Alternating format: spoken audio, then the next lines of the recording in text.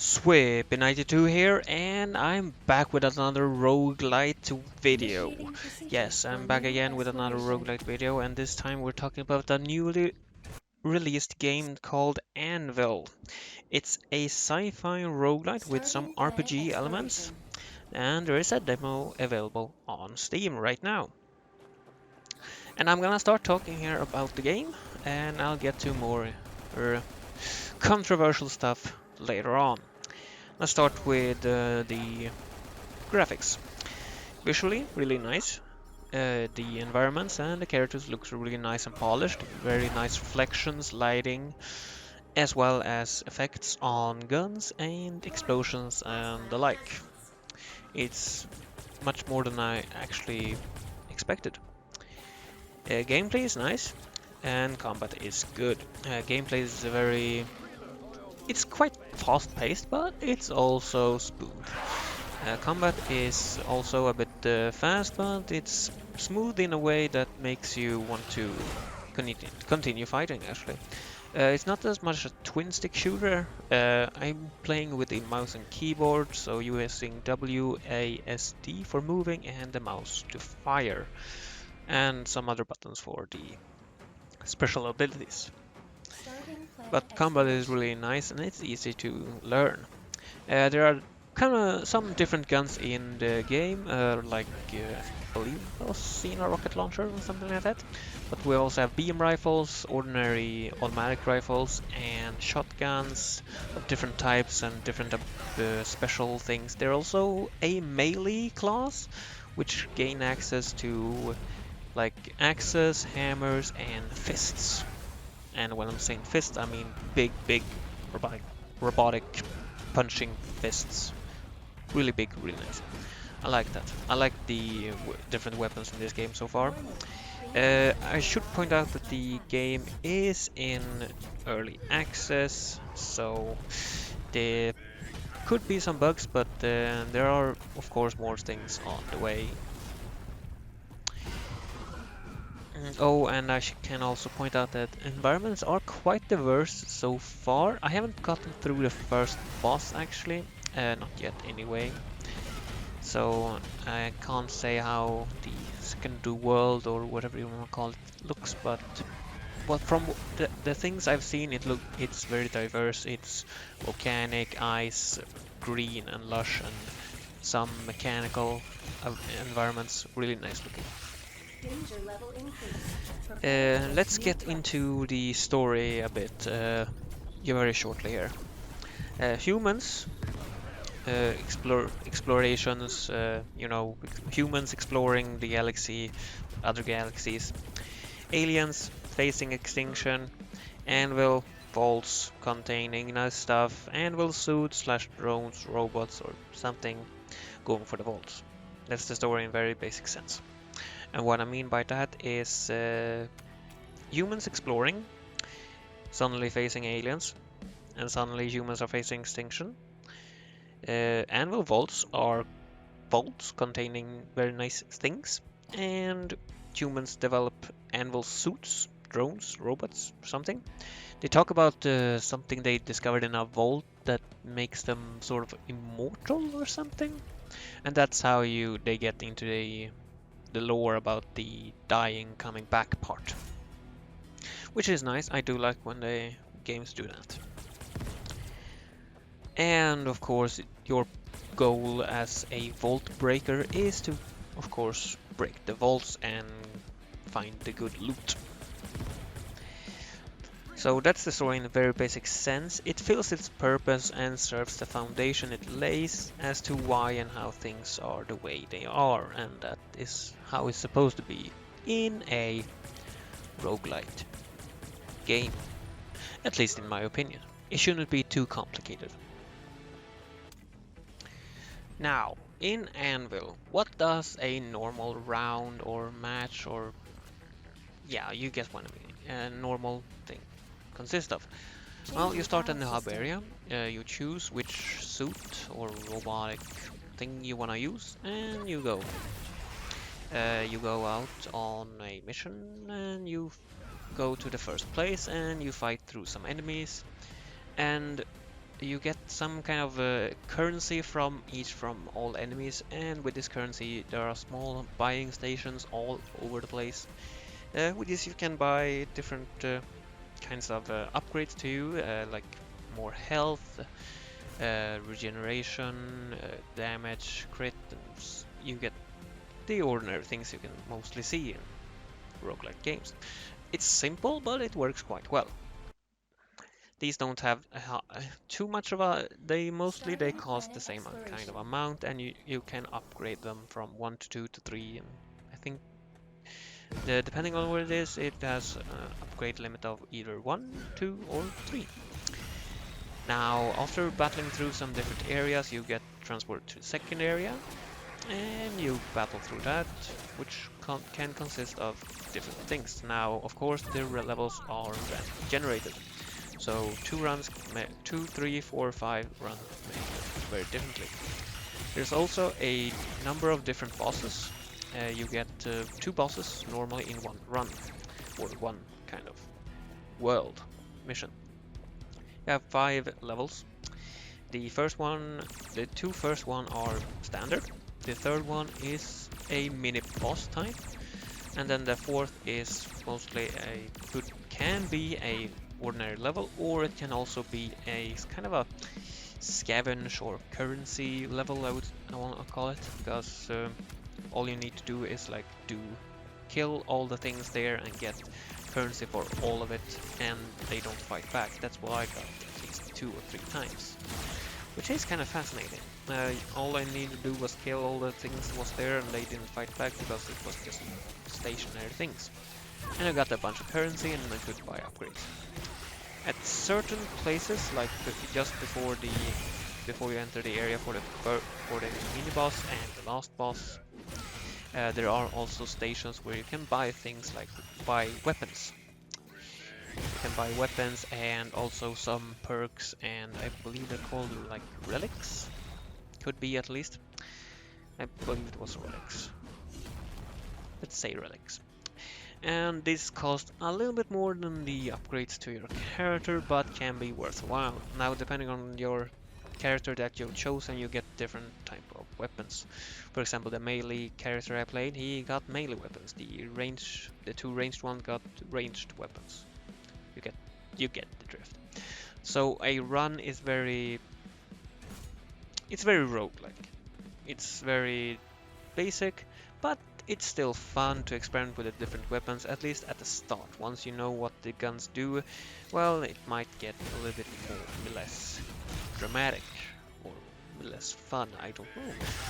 But it's also nice experimenting with different builds, using that weapon together with that ability, and together with that, and together with that class or that class, and so on and so forth. Because different classes can use different kinds of weapons. You're not locked to a specific weapon type, so melee character can find ranged weapons to use, as far as I know. But with that said, let's continue on. Now, as I said, the game is in early access, and things in this video is subject to change, both positive and negative things I say in the game. It was released on the 2nd of December this year, and recently got an update that balanced the game a little bit better, fixed some of my issues I initially had, like bosses having very high damage and health, which according to the developer was because the game was developed with co-op in mind, or rather co-op being the focus of the game. And yes, the game has co-op for up to 3 players, I believe it is. So you can bring 2 of your friends with you and you can just have a shootout. Now, as I said, the game looks and feels good as well in combat and all that, but when I play roguelikes, the thing I really want to know is what kind of progression is in the game. How can my character or characters get stronger? And that was the main thing for me when I initially bought the game. How is the progression going to be? In this game, through upgrades that you might be able to buy after a run, sounds good and simple, right? But Wait, why did I say might be able to buy? Are they expensive? Do they have do you have to find or loot upgrades from enemies? Which is not a bad idea for a game, possibly. But no, not that. The game has a battle pass system. A battle pass system, much like Call of Duty or Battlefield or Halo games have. Uh, this game has a battle pass system where you unlock certain things at each level. You play, and depending on how far you get in that playthrough, you get a certain amount of XP. And if you go through from one level to another, you earn something. It can be cosmetic, it can be points to buy pets that helps you in combat, or Vault Breaker suits, depending on what you choose to buy. Or you can also get points, upgrade points. I think they come in 1 or 3 points, might be in 2 as well. I haven't gotten that far into the pass yet. And speaking of Vault Breaker suits that I mentioned, there are a surprisingly good amount of them. You have 3 at the beginning.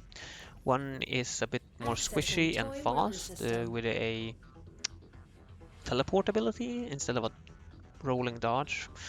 Then you have the soldier, I want to call it, who is a soldier basically. He has an automatic rifle and he rolls. And then we have a melee character which uses a shield actually. He's more of a tank type. Now, at one level,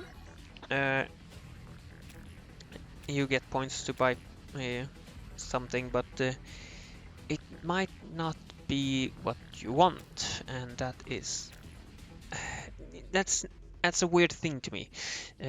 When I do something in a roguelite, I want to be able to upgrade because I've earned points through playing, not through a battle pass, but we'll get to that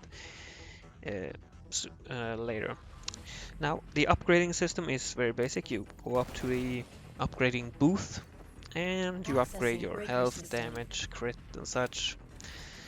I believe there's also cosmetic items in the battle pass. I'm not sure about that one though. But let's continue on here. With this battle pass, there are seasons as well, just like in many other battle pass systems, which means that the progression you get, upgrades only perhaps, I'm not sure, gets resetted with each new season. I don't know exactly what gets resetted, but I imagine it's only the upgrades to your character that gets affected. At least I hope. I mean, otherwise you would reset everything and you wouldn't have all the unlocked battle suits or the pets or cosmetic items available to you. So I imagine it's only the upgrades that will get affected by a season reset.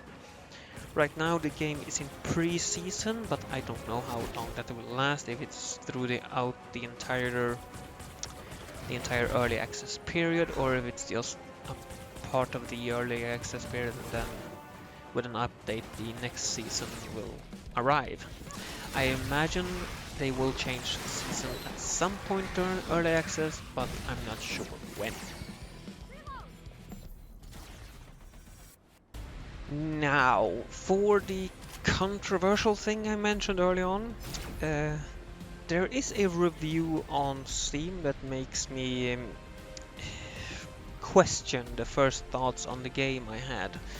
Because at first I liked the game, I had some issues with it, like the bosses as I mentioned, but I wanted to recommend it.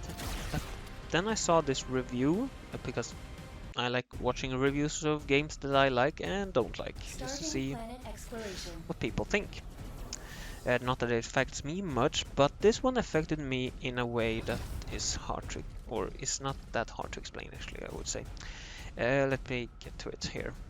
I'm not gonna show you because I'm just gonna read what I've written down here. The review mentioned that this game is a rehash of a mobile game called Gigantic X, which was shut down in 2019 by developer, as I understand it. And The review also mentions that the game will get a premium pass and level skips so that you won't have to grind, i.e. you can pay real money to skip levels and you don't have to grind or go on runs and try to actually play to get levels in the pass, in the battle pass. I don't know why anyone would do this. I mean, the point of a game is to play it. I don't get these level skips. Anyway, all this to me are red flags because this is just a, well, prime kind of monetization that I don't like in games. I mean, if a game is free to play or cheap, I can certainly see some microtransactions in forms of cosmetic items and such, but this, I mean, it's not gonna affect me if the game has it in, so I don't know what the problem is really. But I will stick with the game to see what happens, because I like the game so far. And worth mentioning is that the reviewer also that I mentioned that wrote this have 17 plus hours in the game, but 9 hours at review time, so I suspect he or she enjoyed the game enough to play it. Still play it even after finding out what the game is. I did watch a gameplay video of this gigantic X, and yeah, it looked basically just the same as this game does. It basically was the same game. Now, the biggest difference was that I don't think it was a roguelite at that point. I think it was more of a group shooter, party shooter, I don't know. Didn't look like a roguelite, but I could be wrong about that. Now, that's about what I have for this video actually. I've been Swift92. Have a great life, and I hope to see future videos. Oh, and if you have any thoughts on this game, feel free to leave them in the comments. Bye bye!